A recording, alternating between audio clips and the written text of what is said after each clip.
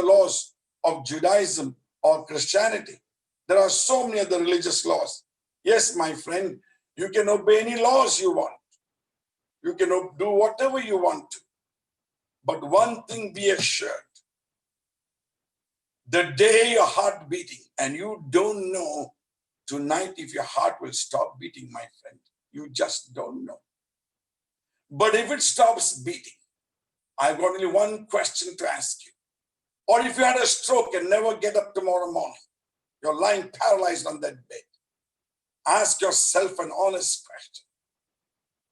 When I stand there before God, I cannot say, Lord, what about the Buddhists, the Hindus, the Muslims, the atheists, the agnostics, what about them?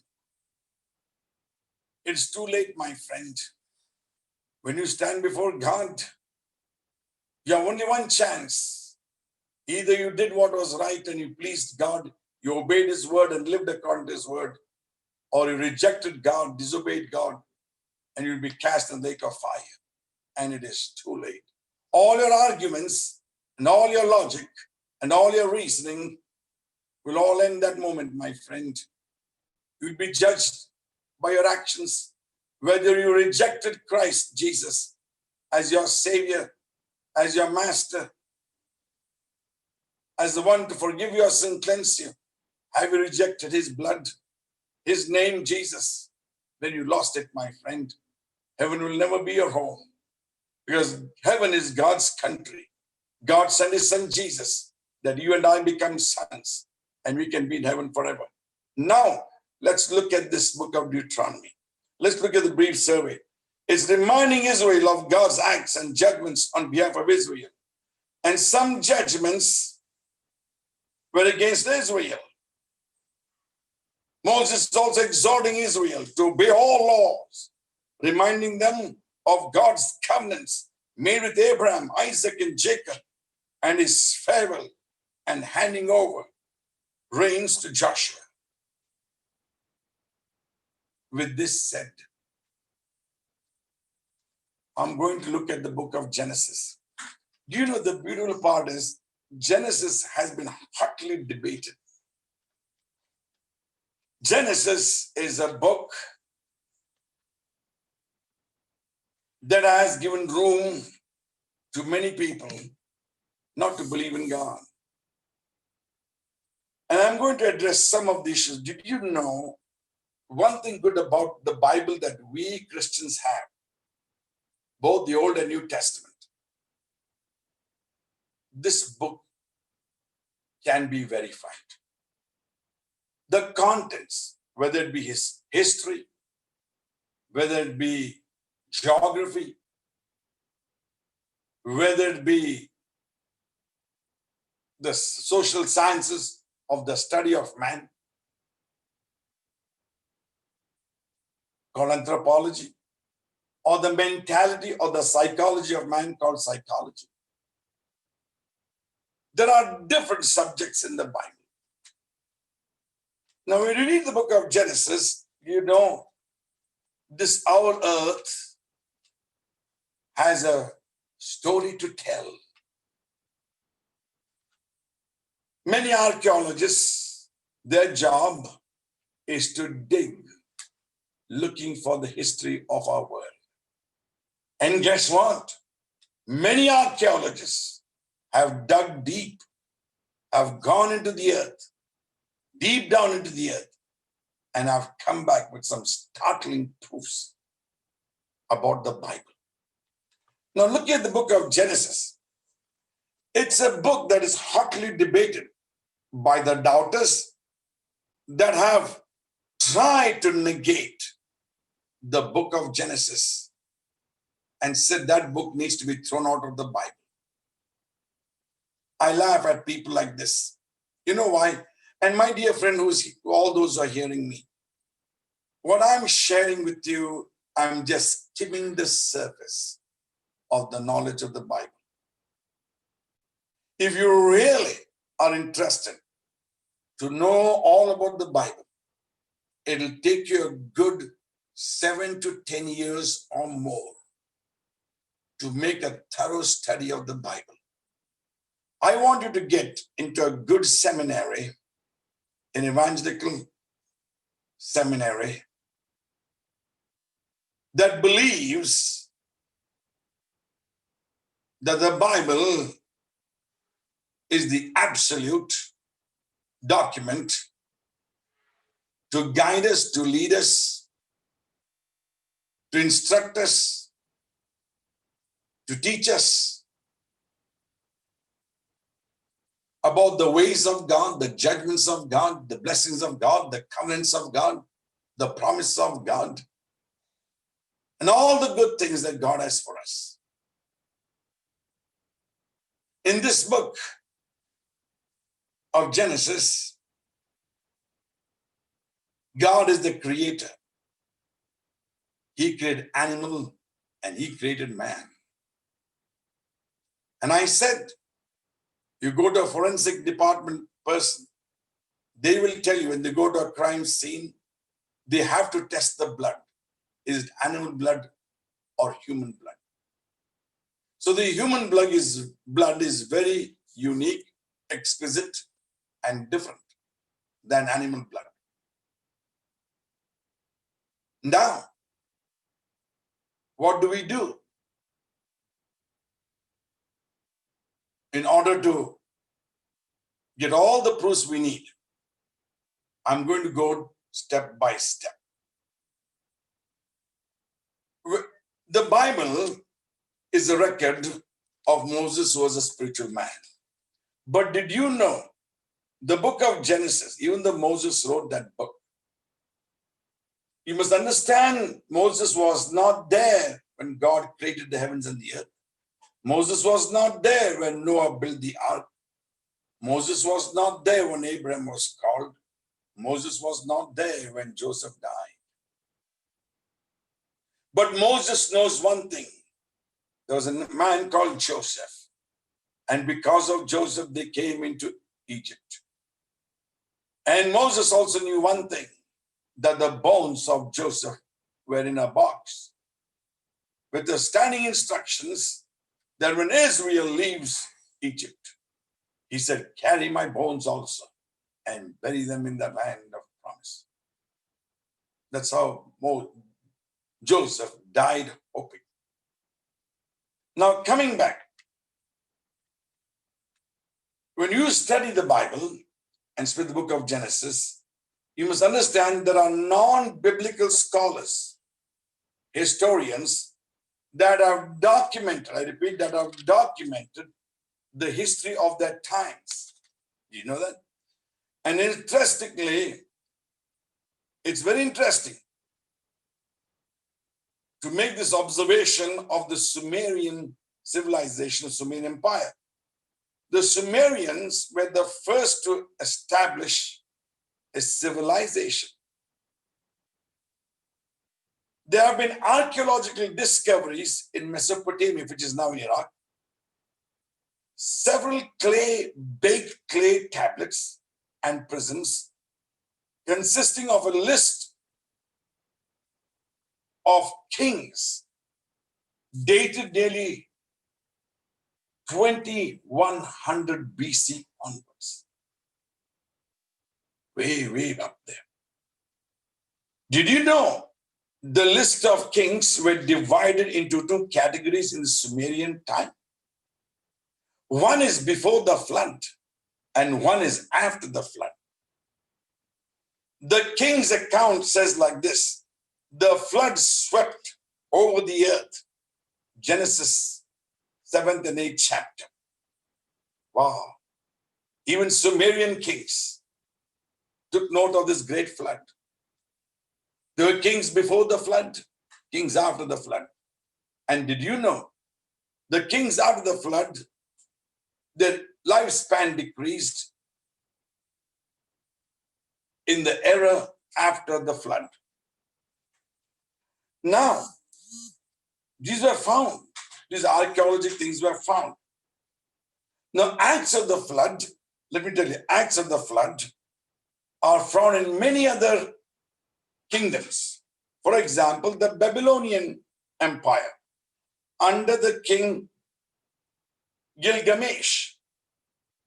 he talks about the flood in detail, about the great flood, a copy of which was found at Nineveh. Can you believe that? And how they are found in several baked clay tablets.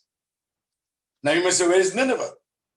Nineveh is an old Assyrian city, a former capital also, located on the outskirts of Mosul, which is now in Iraq. So where you find Mosul on the map of Iraq, can you imagine? Just north of there was a city called Nineveh. In fact, to make it more interesting, Jonah was sent to that new Nineveh to warn the people. It was the Assyrian capital. And the king and the people took action on God's message and turned back to God.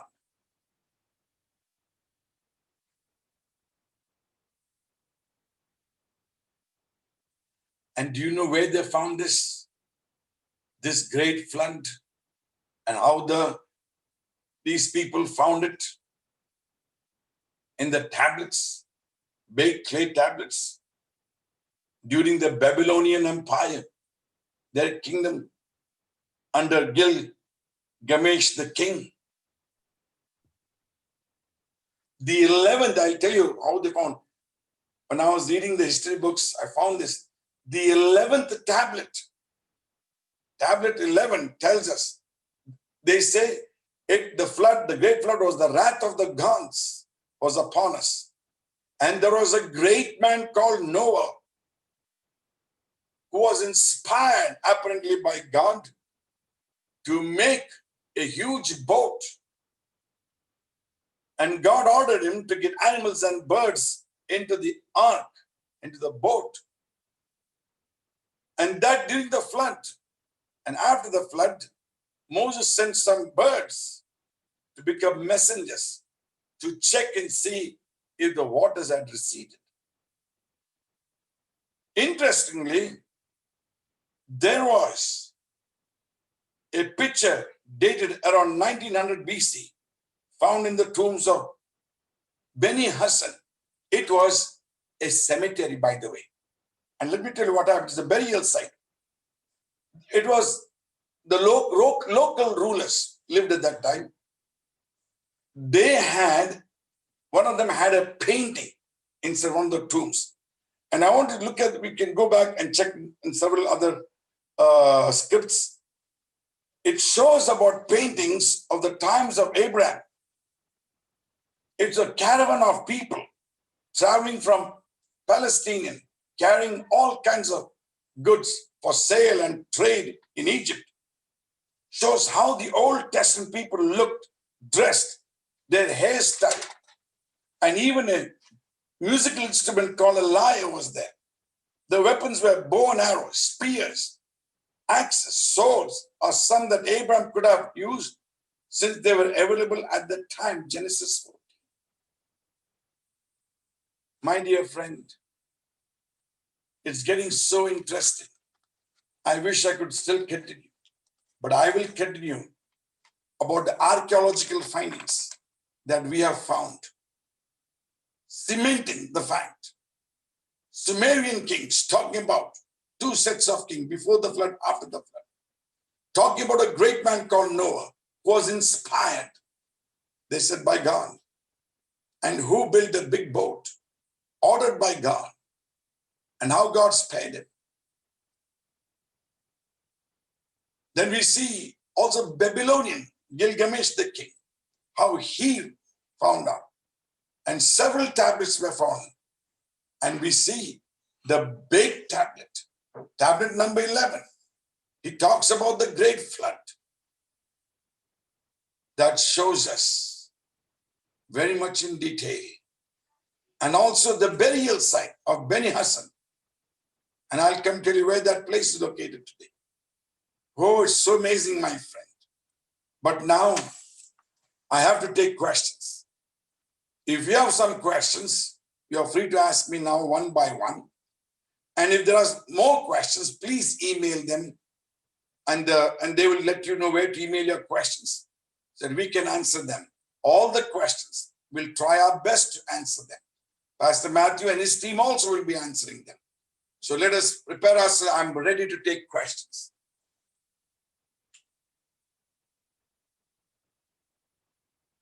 Sorry we were a little late, but I'm ready to take questions. Hello, Pastor. Can you hear me? Yeah. This is about your last talk. You were saying that in Noah's time, the people knew what was right and wrong. Yeah. Even though there was no law. Yeah. And no written law. No written form of a law. Yes, the no written form of the law. So I just wanted to ask you, was this found? I mean, I was doing some research and I came across this verse in Romans. Hold on. I just wanted to know, it's Romans 2:14-16. Yeah, Romans first chapter and second chapter. Yes. So, are you saying that the people knew the law because of their conscience? Let me explain this to you. How come no one knew what was right and wrong? And the Bible says he was the preacher of righteousness. Yes. So he knew, he had the knowledge, and he spoke loudly about what he knew, what was right and wrong.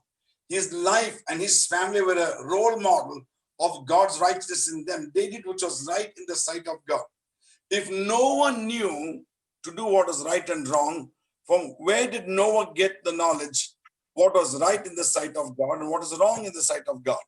That's why Paul tells in the Romans also, and in subsequent scriptures also we study, that God wrote the laws on the tablets of men's heart and gave them laws how to know what is good and bad. And the reason why God judged them was because they had a knowledge. They had the knowledge. And plus, Noah was a preacher of righteousness. So they had a knowledge of what was right and wrong. And they failed, they rejected, and they failed to obey that knowledge what God had given them in the hearts, caused the judgment of God. And the Sumerian Empire beautifully records this event when the archaeological findings were found out. So basically, it had to do with them having the knowledge because of their conscience, and also because Noah preached to them. Yeah, God dealt to them in their hearts. Their conscience knew. Okay. That's it for me. Thank you, Pastor. Thank you, Brother Ryan. Thank you. God bless you, sir. Anyone else?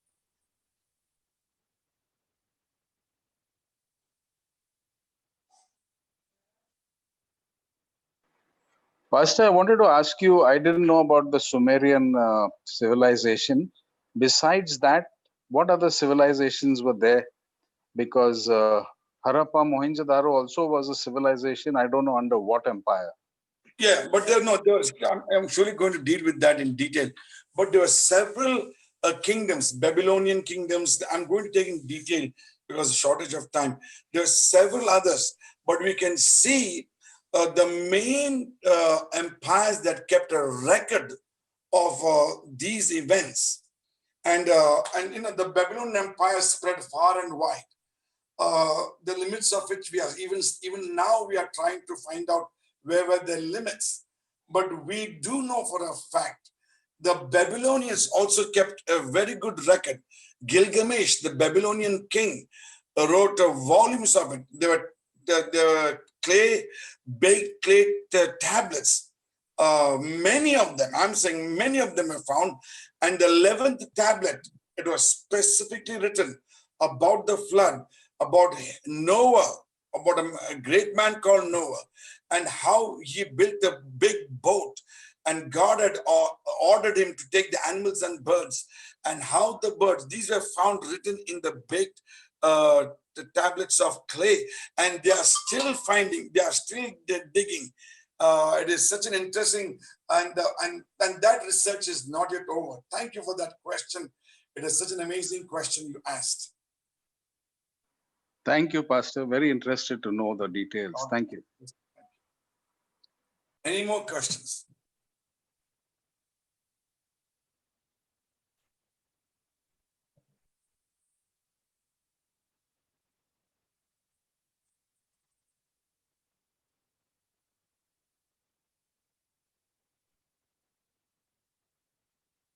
Well, thank you. I It would has really been. like to know more details on Is there someone else? Leviticus is very, very difficult for me to grasp the rules and the laws. I don't know. It was almost impossible to follow. Okay, Thank I'll be dividing that is exactly. Now, let me tell you this. There are laws in Leviticus. You have to rightly divide it because it's a huge volume. There are so many laws. They are meant for the Old Testament only. They were called ceremonial laws. Then we have the laws of daily living. Then we had marriage laws. Then we had laws for kings, how they should do things. We had laws for prophets. So we have to itemize all these things and then divide it. And I'll be explaining that in the next session. That is the most, even for me, it took me almost 8 months to finally spread out on a sheet the book of Leviticus. I can understand where you're coming from. I will break it down for you. Thank you so much. Thank you, Pastor. Thank you so much. Sorry for the internet problem today. We didn't have a good connection. That's okay, Pastor Matthew. It was still very good. Thank you so much.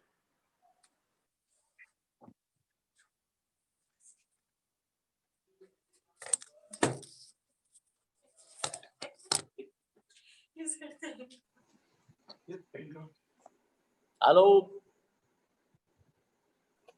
Yes, Pastor, we are here with you. Okay. Thank you very much. Yeah, thank you, Pastor. I can't see the internet is.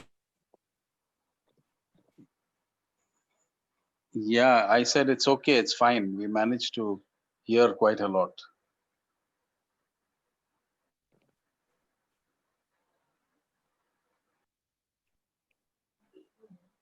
Thank you, Pastor Matthew. It was good. In spite of the little technical glitches, it was nice. We could hear very clearly. Thank you so much. Good night.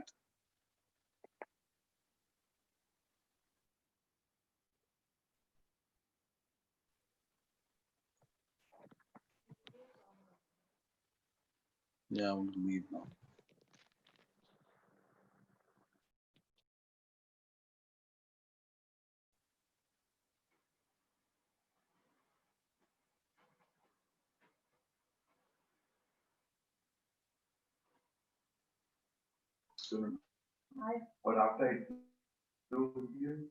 Hello.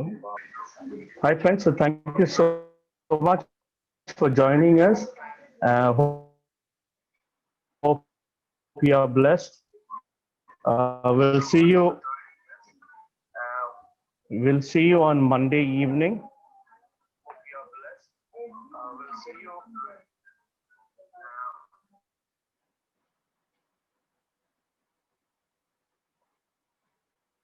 Bye. Thank you.